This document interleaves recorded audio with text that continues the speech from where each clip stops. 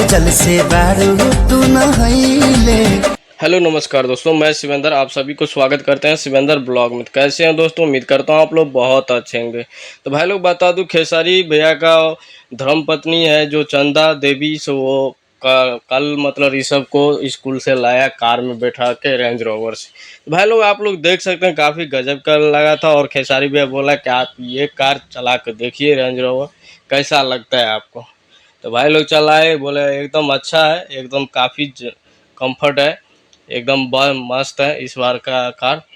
तो भाई लोग ऐसे ही ढेर सारा प्यार देते रहिए चंदा भाभी को भी और लोग खेसारी भैया को भी।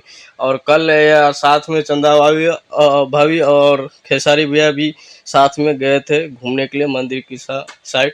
तो भाई लोग ऐसे ही ढेर सारा प्यार बनाए रखे। और भाई लोग बता दूं, काफ़ी गजब का एक सॉन्ग आने वाला है आप लोगों के बीच, बहुत जल्द ही आप लोगों को देखने के लिए मिलेगा। एग्रीमेंट ख़त्म होते ही आप लोगों को धमाका धमाका बवाल सॉन्ग आते रहेंगे।